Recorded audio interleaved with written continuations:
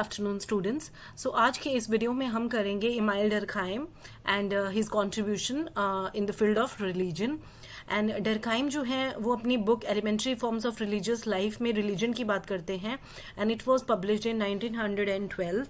And जैसे अभी तक की हमने वीडियोस में जो बुक्स कवर की हैं वो हैं the division of labour in society, जिसमें वो मैकेनिकल और ऑर्गेनिक सॉलिडेरिटी की बात कर रहे हैं। 1893 में ये बुक पब्लिश हुई थी। The rules of sociological method, जिसमें ये सोशल फैक्ट्स की बात कर रहे हैं, 1895। एंड देन सुसाइड, तो इसमें जो 1897 में पब्लिश हुई है। And Durkheim 4 types of suicide की बात कर रहे हैं। देन इनकी बुक है कलेक्टिव एंड इंडिविजुअल रिप्रेजेंटेशंस, 1899। अब देखिए ये जो चारों बुक्स है आपको याद करने में इजी हो जाएगी, क्योंकि ये चारों मैंने एक साथ आपके लिए ले आई है, क्योंकि ये क्या है, इन सब बुक्स में 2 ईयर्स का गैप है, तो इजीली आप रिमेंबर कर सकते हैं कि पहले division of labour in society, then rules of sociological method, फिर सुसाइड आती है, फिर collective and individual representations. Okay, तो ईजी हो जाएगा ना, 2 साल का गैप है।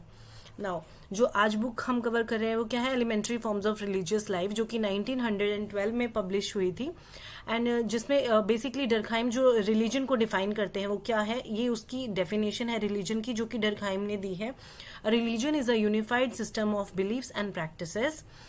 यूनिफाइड सिस्टम किसका है, बिलीव्स होंगे रिलीजन में और प्रैक्टिसेस होंगी relative to sacred thing.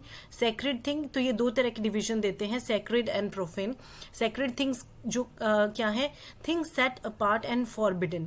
Okay, जिसको हम अलग रखते हैं प्रोफेन से। प्रोफेन क्या है, जो मंडेन और जो रूटीन की चीजें हैं उनसे हम अलग रखते हैं।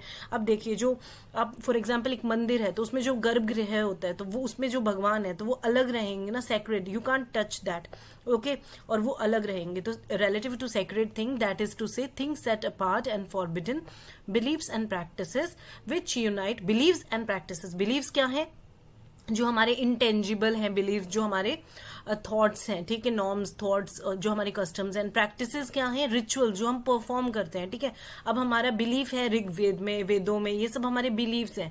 लेकिन जो प्रैक्टिसेस क्या है, हम हवन कर रहे हैं, शादी में कन्यादान कर रहे हैं, तो जो हमारे रिचुअल्स हैं, बच्चा पैदा हो रहा है तो उस टाइम हम जो रिचुअल्स कर रहे हैं, कोई डेथ के रिचुअल्स कर रहे हैं, तो वो रिचुअल्स, तो बिलीव्स एंड प्रैक्टिसेस होगी रिलीजन में, which unites into one single moral community called a church and all those who adhere to them.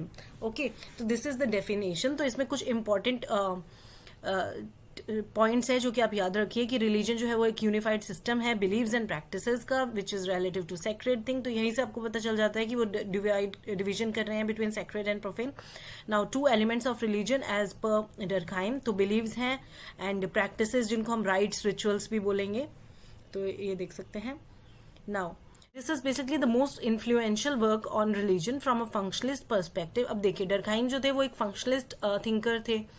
Functionalist क्या बिलीव करते हैं कि जो parts of the society they function to maintain the whole social order. In a similar way Durkheim भी religion की study करते हैं कि कैसे religion as a social institution it contributes to maintain the social order, social system को चलाने के लिए कैसे काम आ रहा है, सोशल सॉलिडेरिटी कैसे क्रिएट कर रहा है, कैसे कंट्रोल कर रहा है, तो इस तरह से ये बात करते हैं।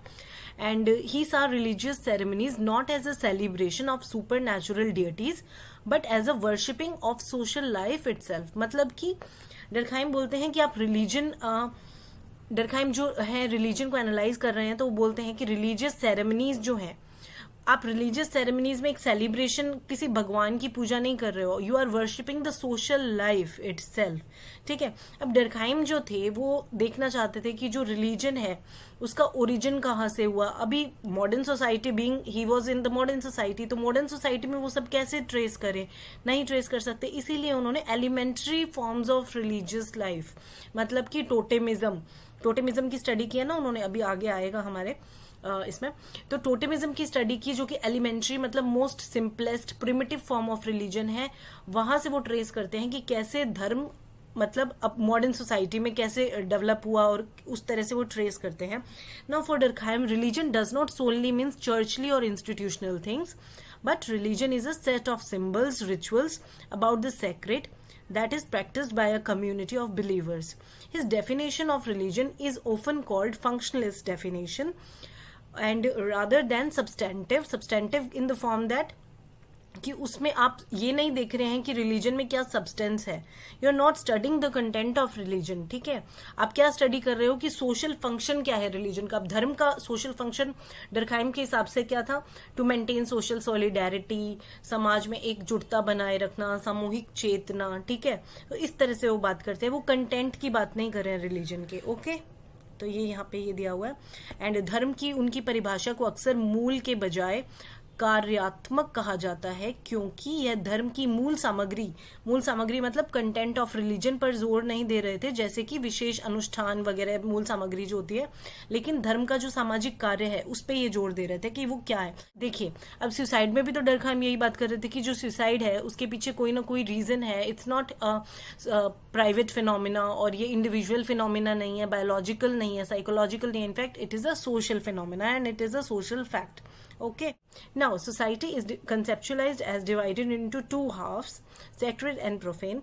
Sacred क्या है, things set apart and forbidden, जिसको आप टच नहीं कर सकते हैं, they have high symbolic value. Society demands मतलब कि आप उनकी तरफ अपना एक धार्मिक दृष्टि से उनको देखेंगे, not necessary to be God, जरूरी नहीं है कि वो भगवान ही हो, it can be trees, woods, pebbles, कुछ भी सेक्रेड हो सकता है, बस आपको एक श्रद्धा रखनी है उस चीज में। दे कैन बी सिंबल हो सकते हैं, ठीक है, तो सेक्रेड कुछ भी हो सकता है। प्रोफेन क्या है, ऑर्डिनरी और मंडेन थिंग्स, ठीक है, जो रूटीन में बाकी सब चीजें अपार्ट फ्रॉम सेक्रेड, बाकी सब चीजें क्या है, profane, okay. So now moving on to function of religion, Durkheim believed that religion must serve a function in society, and वो function क्या है, जैसा कि हमने पहले भी बात की, it is to reaffirm the collective sentiments and ideas that hold the group together, okay. Now religion जो है वो basically क्या करता है, collective consciousness को जगाए रखता है, it encourages cooperation plus social control भी it also controls individuals and social cohesion provide करता है and purpose for people, and it is also the main agency of social solidarity, जो सामाजिक एकजुटता है उसको बनाए रखने के लिए it is the main agency, and समाज में जो morals हैं उनको भी जगाए रखता है, okay. Now there were two interpretations contrary to Durkheim regarding religion, जो कि क्या है, देखिए डरखाइम जो है वो टोटेमिज्म की बात कर रहे हैं, तो उससे पहले उसी तरह के और भी रिलीजन की बात कर रहे थे, प्रिमिटिव फॉर्म्स ऑफ रिलीजन, क्योंकि रिलीजन के वेरियस फॉर्म्स थे, अलग अलग वेरिएंट्स थे।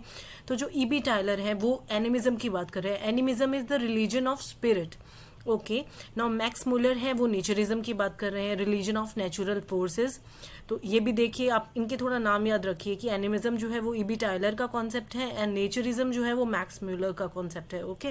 Now Durkheim rejected both the concepts because he felt that they fail to explain the universal की डिस्टिंक्शन बिटवीन की सेक्रेड एंड प्रोफेन में क्या डिफरेंस है, तो वो नहीं बता पा रहे हैं, because they tended to explain religion away by interpreting it as an illusion, this is the reductionist fallacy, okay. तो डरखाइम नहीं, देखिए एनिमिज्म में वो क्या है कि आप स्पिरिट्स को you are praying to the spirits, and naturism में आप नेचुरल फोर्सेस, नेचर को प्रे कर रहे हैं, बट आप सेक्रेड एंड प्रोफेन की कोई बात नहीं कर रहे हैं। डरखाइम जो कंसेप्ट देते हैं टोटेमिज्म का, उसमें क्या है कि जो टोटम है it was considered to be sacred, ठीक है, तो वो सेक्रेड है, प्रोफेन है, तो वहां से डरखाइम इसको रिजेक्ट करते हैं and he believe that totemism is the elementary form of religion. Now Karl Marx की अगर हम बात करें तो कार्ल मार्क्स रिलीजन के बारे में क्या बोलते हैं, कार्ल मार्क्स जो है वो बोलते हैं कि God did not create man, rather it was men who created the idea of God in an attempt to control and give meaning to his existence। देखिए कार्ल मार्क्स की एक बहुत फेमस सेइंग है कि religion is the opium of masses. अब इससे हम क्या समझते हैं, religion is the opium of masses, Karl Marx ऐसा क्यों बोल रहे थे, क्योंकि कार्ल मार्क्स क्या बोलते हैं कि जो रिलीजन है, जो धर्म है, वो भगवान ने नहीं बनाया, इनफैक्ट ह्यूमंस ने बनवाया। ह्यूमंस भी कौन, bourgeois, it is a bourgeoisie creation, okay. तो बोल रहे हैं कि जो धर्म है वो बूर्जवाजी ने बनवाया है। In this case of class society the idea of God is created by ruling class, serves as an opiate to the masses that forestalls a revolt against their oppressors, ताकि जो प्रोलिटेरियट्स हैं वो रिवोल्ट ना करें, इसीलिए धर्म उनको बोलता है कि नहीं रिवोल्ट करना सही नहीं है, एंड दैट धर्म जो है वो किसने बनाया है, it was a bourgeoisie creation.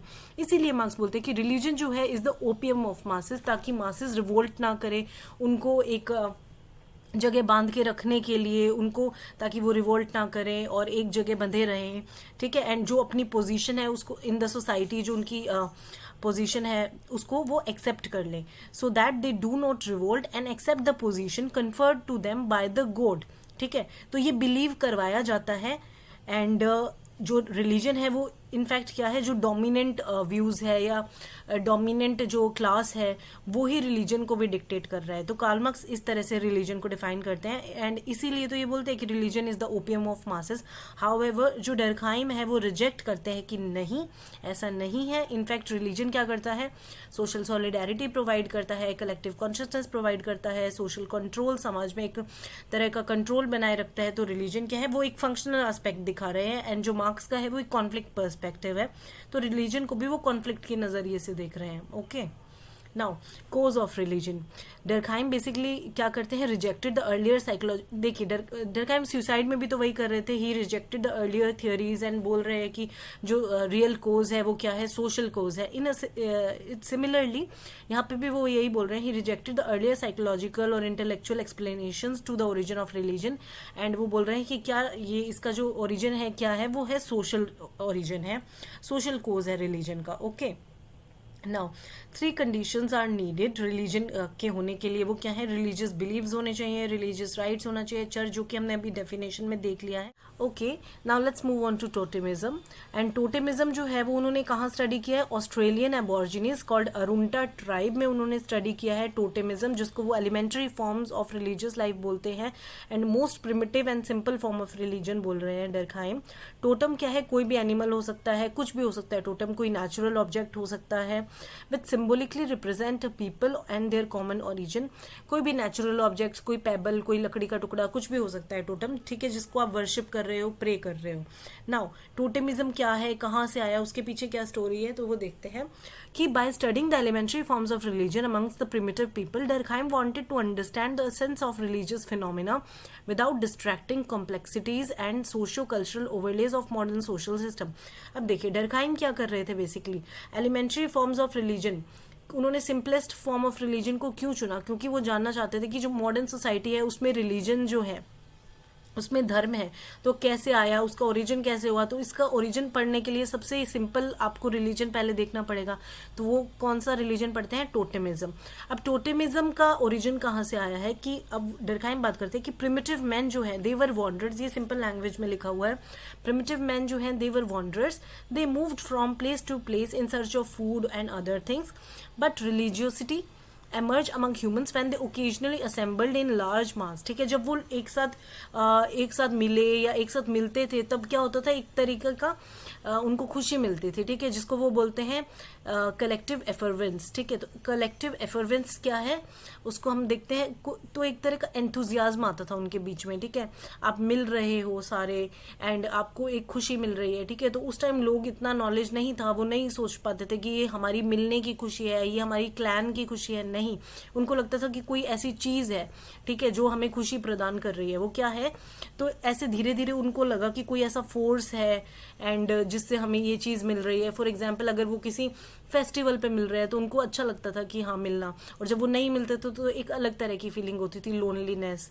And तो इस चीज के लिए they created a totem as a representation of this feeling.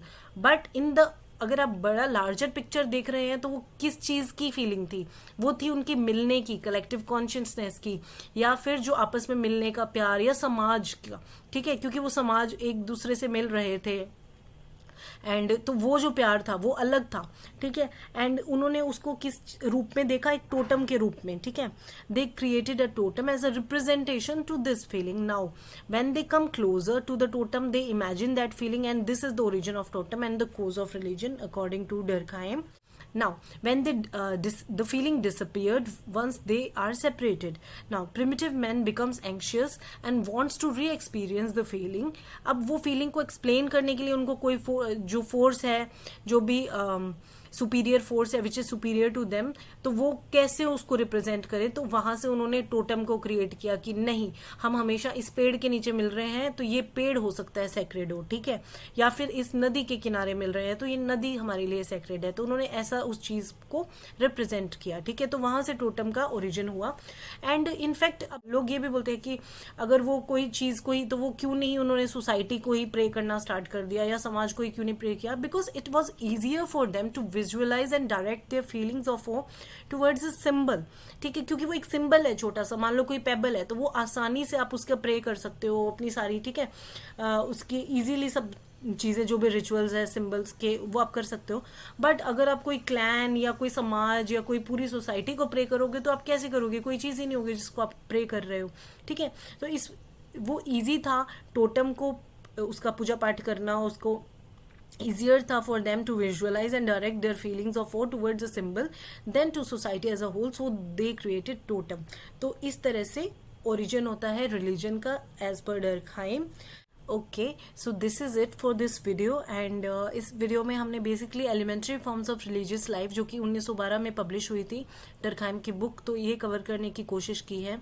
उन्होंने जो रिलीजन की डेफिनेशन दी है, religion is a unified system of beliefs and practices relative to sacred thing, then वो sacred and profane की बात कर रहे हैं। and totemism which is the elementary form of religion and most primitive form of religion जो Durkheim बात कर रहे हैं। नेचरिज्म किसने कॉन्सेप्ट दिया है, मैक्स म्यूलर ने। एंड एनिमिज्म दिया है ई.बी. टाइलर। तो ये इस तरह से स्मॉल स्मॉल कॉन्सेप्ट्स हैं, आप याद रखिएगा। एंड टोटम की पूरी स्टोरी दी है मैंने कि वो कहाँ से स्टार्ट होता है एंड ऑल।